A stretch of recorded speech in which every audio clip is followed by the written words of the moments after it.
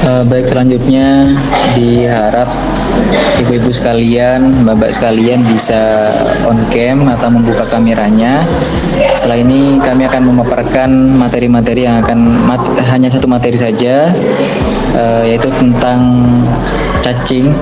Jadi kami harap ibu-ibu dan mbak-mbak dan bapak-bapak, mas-mas semuanya bisa mendengarkan secara atau didengarkan, diperhatikan lebih jauh lagi agar menambah wawasan pengetahuan untuk bisa diaplikasikan di kehidupan sehari-hari.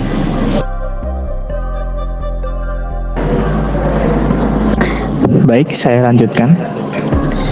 Jadi askariasis itu merupakan infeksi dari cacing yang ditularkan melalui tanah.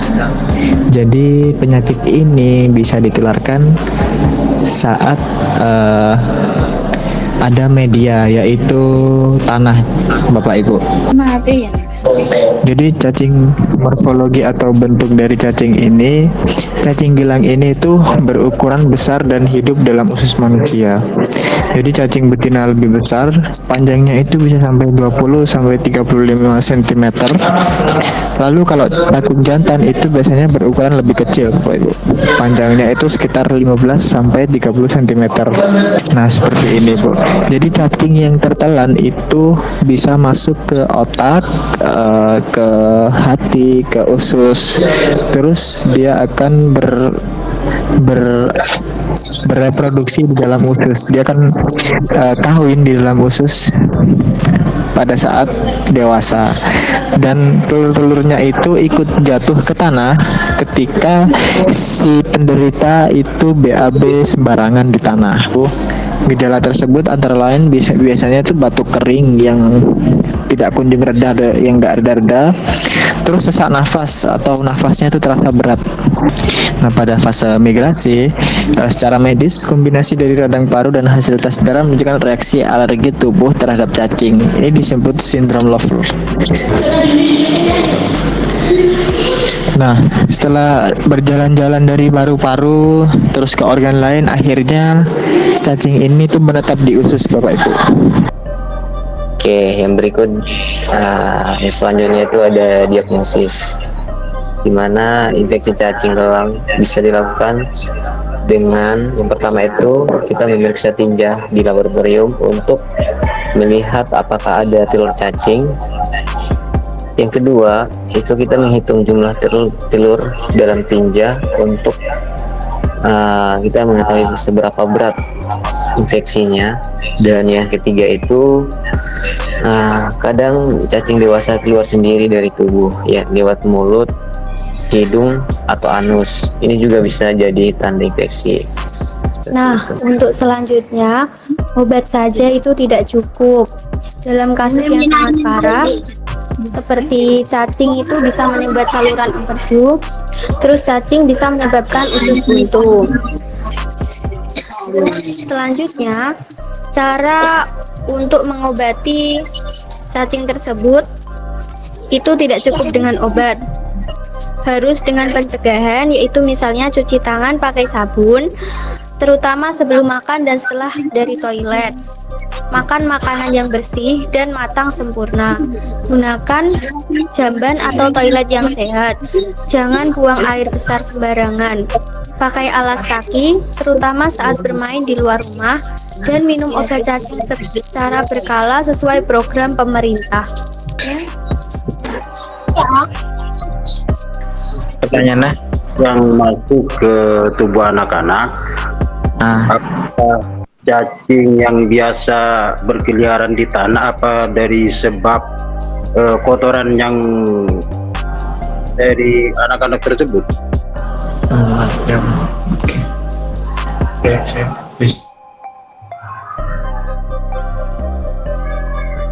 Halo. Engki, Bi. Terus Bi, sampun, lestari Bi. Sudah. Monggo Mas. Enggak, maksudnya tuh cacingnya itu emang apa ya, berasal dari tanah tersebut yang berkeliaran atau apa ya, berasal dari feses si anak gitu. Jadi gimana Ngomong ya pakai HP atau pakai langsung pakai ini aja langsung. Nah, Jadi cacing yang ini itu tidak ada di tanah yang berkeliaran di tanah. Jadi cacing ini itu ada biasanya karena ada penderita yang terkena infeksi dari cacing tersebut. Nah, berbeda dengan cacing tanah pada umumnya yang dia memang biasanya hidup di tanah sekitar.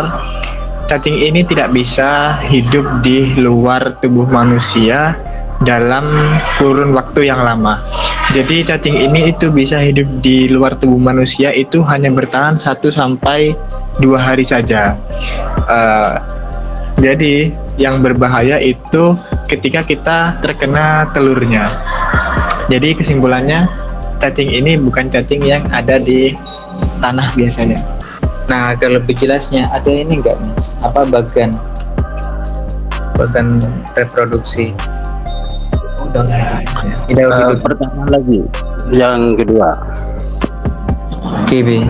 Tadi dalam pemaparan untuk mencegah penyakit cacing yang ada di tubuh anak-anak, itu kan untuk mencegah penyakit tersebut harus mencuci tangan dan mencuci setelah keluar dari kamar mandi.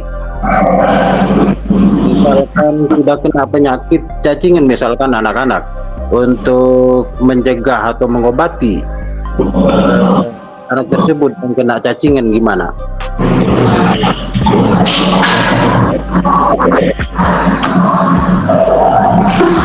Nah, ada beberapa obat yang di Misalkan sudah kena penyakit. Kenapa? Tadi dalam pemaparan untuk mencegahkan sebelum anak-anak kena penyakit, misalkan sudah kena sudah cacingan misalkan, Obatnya KB.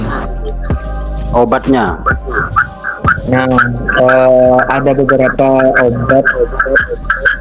Bentar.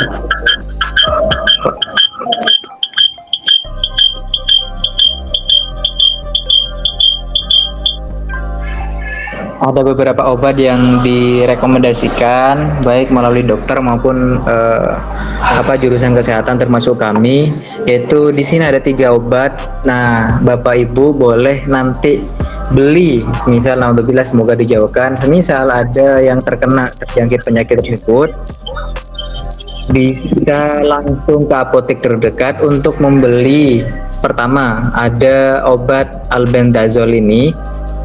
Nah, biasanya diberikan sekali minum untuk anak usia di atas 2 tahun dan dewasa 400 mg sekali minum. Nah, untuk anak usia 12 sampai 24 tahun itu 200 mg sekali minum.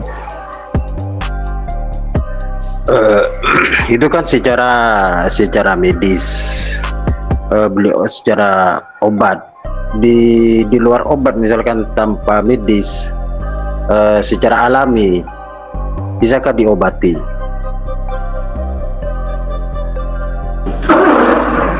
Harusnya secara alami itu ada, harusnya.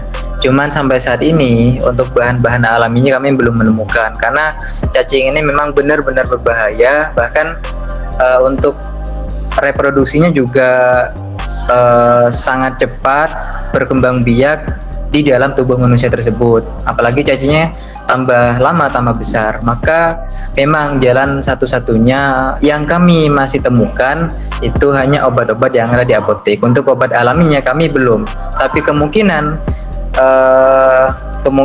dalam jangka waktu terdekat maupun jangka waktu yang lama kami akan mempersiapkan untuk kami sosialisasikan juga ke masyarakat terkait obat natural atau obat alami tersebut. Tadi dalam penjelasan tumbuhnya cacing tersebut ke anak-anak dari segi makanan seperti sayur-sayuran. Bisakah dijelaskan sayur-sayuran yang menimbulkan cacing ke dalam tubuh anak?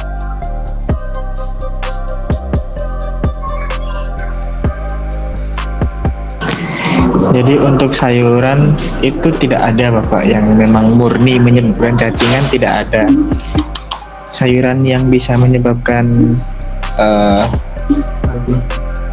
sayuran yang bisa menyebabkan itu sayuran yang sudah terkontaminasi oleh telur cacing.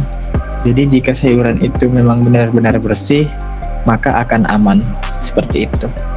Jadi kuncinya adalah kebersihan di situ. Jadi tidak ada sayur spesifik yang menimbulkan penyakit askariasis. Cuman di sini ditekankan terkait kebersihan dari sayuran tersebut, kebersihan dari sayurannya maupun kebersihan dari tangan kita ketika anak kita, ketika siswa kita itu mencuci tangan.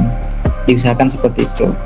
Karena memang telurnya sama cacingnya itu sebelum mereka dewasa memang tidak kasat mata, kita tidak bisa melihat langsung, kecuali kita melihatnya dari mikroskop yang kita gunakan di sini.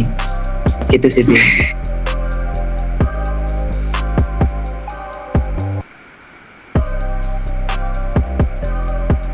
Mungkin waktunya udah selesai. Kami sangat berterima kasih ke Bapak Ibu sekalian sudah bisa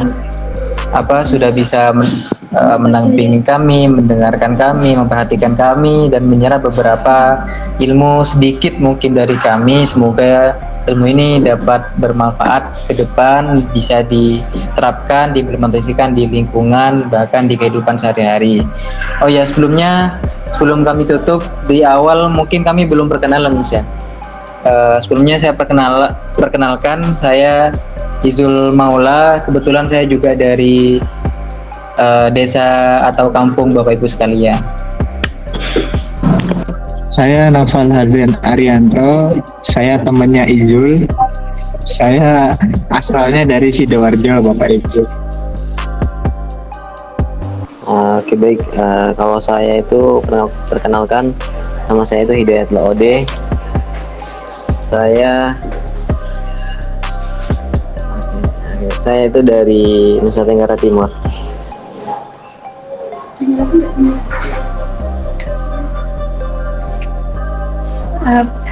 Perkenalkan, kalau saya Nisa Aminah Budiati asal dari Lampung. Perkenalkan, nama saya Milani Dewi, asal dari Bojonegoro.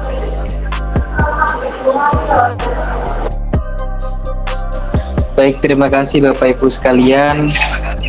Kami pamit undur diri. Ihdinas siratal mustaqim.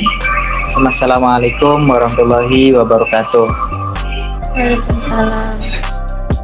Waalaikumsalam warahmatullahi wabarakatuh.